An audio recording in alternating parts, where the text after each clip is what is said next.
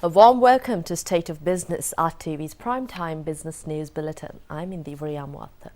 We take a look at tonight's headlines first. Norway agrees to provide more development support. And a tripartite agreement on Colombo Port City project. Sri Lanka and Norway agreed to take effective measures to increase cooperation in the areas of fisheries, information technology and energy, including oil and gas exploration. These were discussed during the bilateral discussion held between President Maithripala Sirisena and visiting Norwegian Prime Minister Erna Solberg at the Presidential Secretariat this morning. The Norwegian Prime Minister expressed appreciation over steps taken by the current government to strengthen democracy, reconciliation and development. It was revealed here that Minister Mahinda Amaravira would visit Norway next week to discuss ways and means to expanding cooperation in fisheries sector.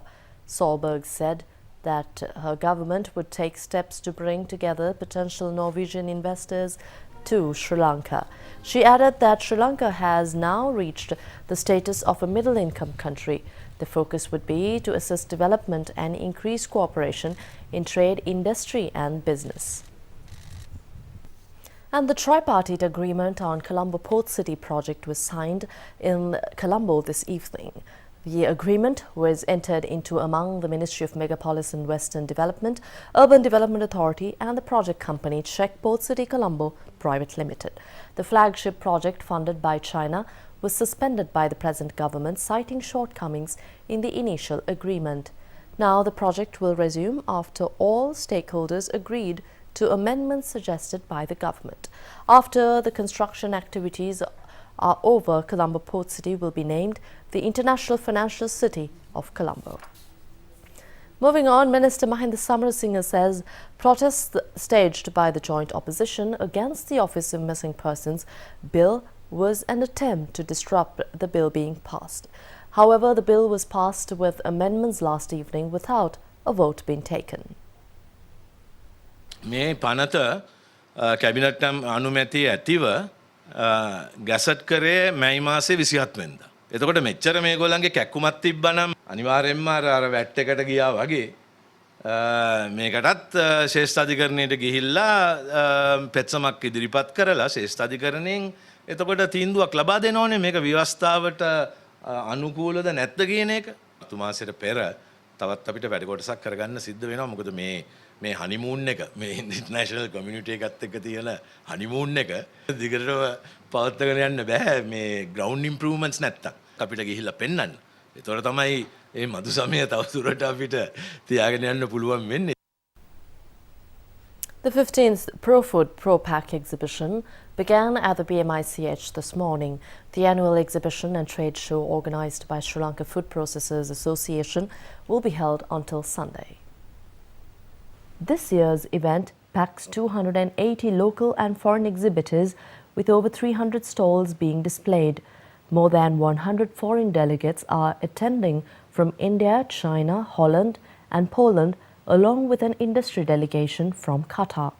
Small and micro industries who joined with us through the years have now turned into medium and large industries and are here today displaying their goods. This year, we are also proud to say that we have GTZ and the German government sponsoring 30 micro and small industries from the north, promoting their products together with a special demonstration pavilion titled the Yar Kitchen. We take a short break. We'll be back with more on the other side.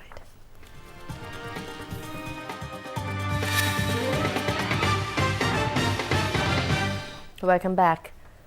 Prime Minister Ranil Wickremesinghe says a host of reforms are planned to revive the country's economy through boosting capacities of human capital.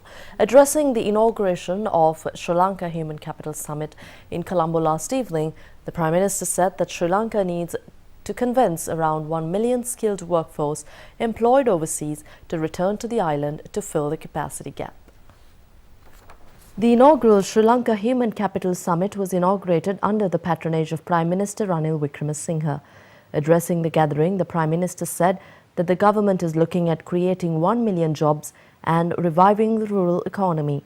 He said that the government is fully committed to resolving impending issues such as energy and water for the country's growth, but added that a united effort is needed to address the issue of human resources. I don't think private enterprises nor the public enterprises are anyway geared to look at the issues concerning employment and the job market. Far as the education sector is concerned, it's a question of large number of petty kingdoms, a mismatch, and certainly no one has ever thought catering to the demand that the market requires. The Prime Minister disclosed that the government is looking at bringing in new Education and Employment Act to streamline the related policy guide. He pointed out that the main objective of it is to develop human resources to improve standard and quality of living of all Sri Lankans. We are contemplating converting the Human Resource Development Council into the agency to implement this. So we need effective agency which will do the plans and monitor the implementation, have the powers also to deal with employment consultation, other job placement centers to ensure it's not bogus, people are not misled. Though we are now a middle income country, we still have a low wage mentality as far as business is concerned. One thing I don't want to be is a country which is going to keep on supplying trained manpower to the rest of the world.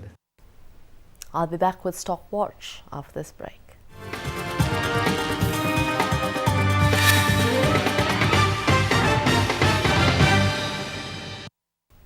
Welcome back. Market ended the week in positive territory amidst mixed interest on John Keells Holdings, which in turn drove the indices higher. Foreign inflows were seen today on the bourse as investors acquired shares on JKH and Hat National Bank. The All Share Price Index gained 7.37 to close at around 6,500, while the S&P SL20 Index gained 12.20 to close trading again around 3,500. Turnover for the day amounted to 725 million rupees, with 27.4 million shares trading hands. The top contributor to turnover was JKH with 195 million rupees, followed by Lion Brewery with 114 million rupees and Chevron Lubricants 50.5 million rupees. Foreign inflows in the meantime amounted to 355.5 million rupees, while foreign outflows totaled 200.8 million rupees. We now have the currency rates for today.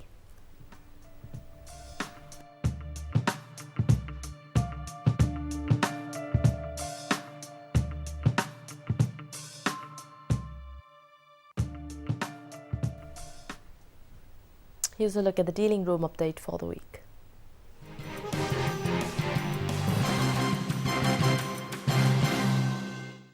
The Sri Lankan rupee ended firmer on Thursday as exported dollar sales by a local bank. The spot rupee ended at 145.50 to 145.52 per dollar, compared with Wednesday's close of 145.58 to 145.62. 1 week rupee forwards ended at 145.65 to 145.72 per dollar yesterday, compared with Wednesday's close of 145.75 to 145.80. Foreign investors bought a net 63.7 billion rupees, that's about 437.5 million US dollars worth of government securities from 29th April through till 3rd of August. At this week's T-bill auction, both 3 months and 6 month maturities was slightly increased by 2 basis points to 9.01 and 9.92 respectively. The 1-year maturity declined by 1 basis points to 10.72. The secondary market treasury bond yields came slightly down across the board. 5 years maturity maturing 1st March 2021 declined to 11.84% through to 11.88% levels.